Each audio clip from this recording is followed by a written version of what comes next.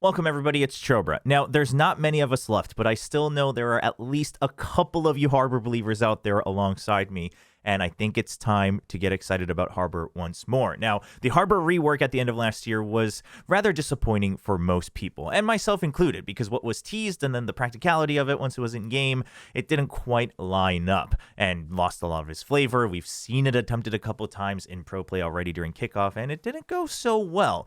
So now, taking a look at what seems to be updates coming for 12.02, the next patch, Harbor is getting a ton of buffs. So let's take a look. So I first found out about this coming up on Reddit, where B Possum, awesome name by the way, posted a video showcasing some of Harbor's upcoming changes for 12.02. And I was wondering where this was coming from, and it turns out it's actually just straight from Valorant Japan's YouTube, where they posted a short about some upcoming changes. So taking a quick look, well, let's just let this play out, but we're seeing that the Cove gets a little bit tankier, a significant amount actually. And then we're going to see the Storm Surge. This now, if you translate it, it says that it has a little sound cue. You hear that little shimmer at the end when it hits, so it gives you info now as it also hits through walls based on the last update it had. You also have the longer and taller High Tide, so it's a little bit more thorough, a little bit easier to use, I would assume. The ult, you can now stop it, so it works like the Cascade in the past, and it's going to move a little bit faster. Side note, funny enough, there's actually some rain and nerfs coming up as well included in this video, so check those out if you would like. But let's focus on the Harbor portions. So let's talk about the details a little bit. Cove's shield health is increased, and this is a pretty good buff, I think. It's not game-changing, but it's pretty noticeable because now it does change whether you're using, up to or a little bit more than half a magazine or less on things like the Vandal and the Phantom. So that's pretty noticeable, right? A couple extra shots are needed. Obviously, it's not going to be game-changing where you're like guaranteed to defuse the spike or anything like that, but it is going to take a little bit more work. And just to put it into perspective, now it's a tiny little bit healthier than a Sage Wall segment once it's fortified, which sits at 600. So a little bit more reliable. Then you look at the High Tide. The wall height has been increased, which is an interesting one, but I was wondering, where is this really useful? I'm not quite sure of the best practical, uses of this buff, but just to take a look, if we go into game, let's take a look at... Oops, and I'm in ghost mode. So let's take a look at Abyss here. So if you were to use it, right, let's say I miss or whatever, and I put it right under Heaven. Right now, it's sitting at 6 meters. And if you look at the height, they can definitely look over it if they so choose, right, if you're standing here. Now, imagine this is about 1/3 higher. Okay, so now my vision is blocked a little bit. That's just to give you a little bit of perspective. I was kind of testing it on other maps, somewhere like Haven, for instance. If you're sitting on the top of the side boxes, now it covers that as well, so they can't see over the wall. Now, those aren't the best uses because obviously you're probably wanting to line it up along this doorway anyway.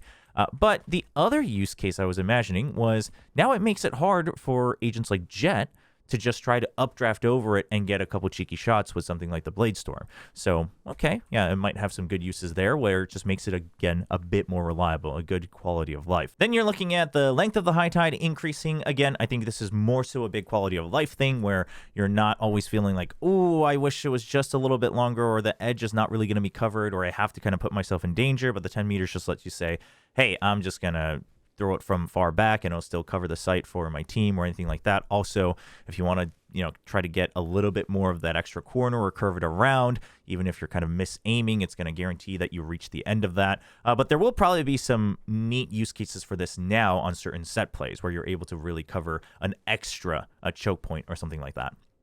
Then the Storm Surge sound cue being added is huge, right? Information is big, especially now that we're lacking all the utility we used to have that was abundant for information. So now in the last update that it had, the last buff it had, it goes through walls, right? So it can hit people through walls and it gives you info. So now you can use it to clear close, but also tag someone behind the wall and be like, aha, you're sitting behind this corner, this box, this wall, whatever else it might be. So that is pretty darn big. Now, the one I'm most excited for, Reckoning, the ultimate. You can now stop it for 7 seconds in its path where it just now stands as a wall like the old Cascade used to. The speed increase has also happened. So what this signifies for me is now this is a really good anti-flood ultimate. And that is pretty big because we're seeing a lot more flood retakes being very, very good and very viable, and kind of how you're playing against some of these more aggressive teams. So the speed increase is a little bit interesting, but it should make it easier to do, just certain set plays or whatnot, but also make it easier where you don't have to do a full-on set play. You can just kind of send it, pause it, use it for that extra wall as an extra smoke and an extra barrier. And then the rest of your duelists can go in and do whatever they so wish. But the reason I'm excited for this is I'm going to assume that the debuff, right, the blinded debuff, applies while it's still stationary. Because if it doesn't, it's useless. If it only slows, I mean, I guess it's not completely useless, but it's just like a cascade. But if it also blinds if you walk through it while it's there, it is basically a wall where you actually just can't go through it. You can't go for the retake or whatever else it might be, right? So it's very, very good as a deterrent, and it lasts for 7 seconds. That's a pretty good amount to clear the rest of the area that you're trying to fight. The only caveat here is both High Tide and the Ultimate still seem to affect teammates, so there is a little bit of that downside. But this is pretty exciting because now you can send it and pause it right before the end so it doesn't run out. And then it's an extra 7 seconds that you're getting extra coverage. You can use it to tag people. And by the way, people are saying that you actually just can't know anymore. You can know if you hit someone. There is a splash sound. It's just not very loud. But there is some information. Obviously, it'd be better if we got much clearer information. But you do hear how many people you tagged because you hear the number of splashes as it goes through, because it doesn't make a splash sound if it doesn't hit anybody. Obviously, I think it makes it if it hits your teammate as well. So watch out for that. You can clear the area, get information, fight with an advantage because they're going to be, blinded, which means not only are they slowed also from the Harbor debuff, but obviously they're nearsighted. That means their vision is deterred. That one got nerfed a little bit, but you also have to remember that means they're deafened. So they don't have information on how many people are there. Is this a fake? What other abilities are being used? And then they're slowed. So you technically have an advantage in the fight, but then you stop it far beyond so that backup can't arrive for whoever you're fighting in the area on the site. And so now you have a much easier time to execute or retake onto the site. So I think this is pretty big. Now, I haven't really spent much time. I just was like, okay, this is pretty exciting. I want to talk about it. So just to give you a quick, very basic use case of this. Let's take a look at, all right, since we're on Abyss, let's take a look at Abyss. So let's take a look at an easier one. Let's say you're wanting to execute onto A, and you're like, all right, I have Harbor Ultimate. What can we do with this? And a lot of times you're like, not much. But now with this buff, what you can do is normally it's kind of awkward, right? You're like, okay, I guess I can tag the close corners in Heaven so they can't fight long range. That's actually pretty useful. But now what you can do is you can line yourself up where you can try to angle it. And so now you're getting coverage. You'll hear if it tags anyone close here, right? So you're getting at least some information, a deterrent here. You're going to make sure these guys can't go for, why is this a dotted line? But wow, I haven't used Valiplant in a long time. But, they can't go for the crossfire over from Heaven, so you can go in and fight a lot easier. You're making sure that you slow them down a little bit in any type of flood towards Heaven as well. But then you stop it right here.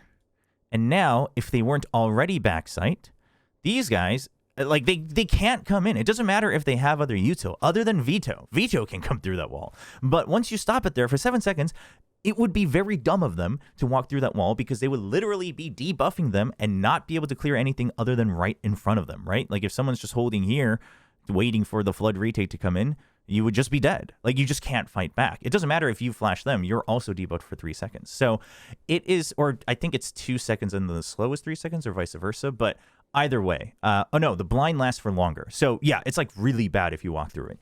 So it's really solid. Obviously, you still got to figure out, what are you doing for this other backside, etc. You can't do everything on your own, but that's why it's a team game.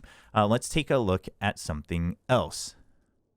Let's take a look at something like B-Site. Okay, so if we're taking a look at B-Site, B-Site's a little bit wonkier, but let's say you're able to send it in through vents, right? You can do something interesting where you can line it up like this so that you're covering everyone here, and you're being able to tag someone in the back of sight as well, where a teammate who's rushing in can also hear if they get splashed, or at least they can have a wider angle where they have the advantage because they'll be nearsighted.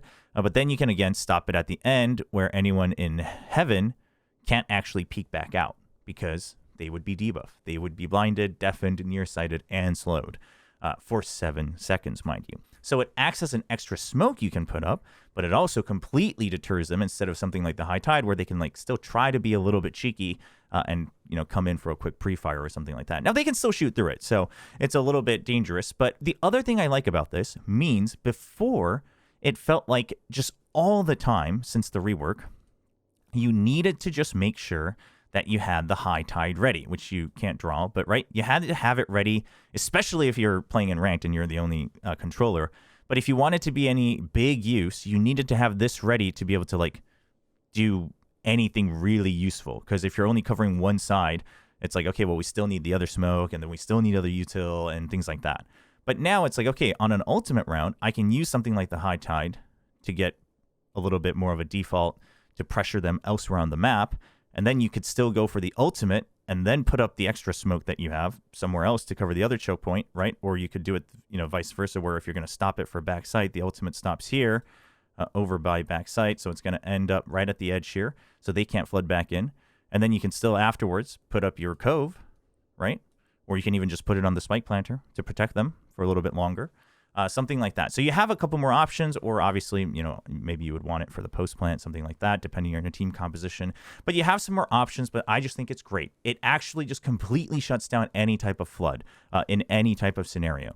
And that is, I think, a massive change. So I think these are actually really good buffs. I am pretty excited for it. It's still very different from the old Harbor. And honestly, personally, I'm fine with that. I miss the old Harbor as well, but his role is now different. That's just been set. And I don't think they'll double back on that for quite some time. So to me, he is much more of that kind of half initiator controller now instead of the default heavy, macro heavy controller.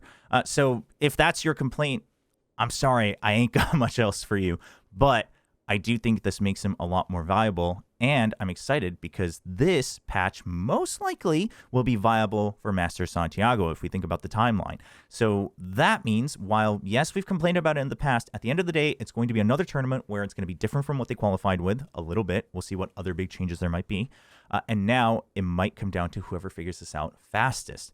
And for some of the teams that have tried it, or maybe they're thinking about it in their scrims, but they're like, it's just not strong enough, this might be the last drop, to let them say this is worth trying in a pro environment, especially if other teams haven't practiced it enough. And I think it can be really good against a lot of this double duelist stuff that's coming out right now. So I'm pretty excited. Let me know down in the comments below if you think this is going to be enough to make Harbor playable and pretty good in pro play. And also, if you're feeling like it, try to guess which team's going to make it work in future tournaments. But with that, it's going to be the end of this video. Of course, we're going to be doing watch parties for VCT Pacific later this week, so make sure to tune in for those. And I will see you in the next video. Thanks for watching.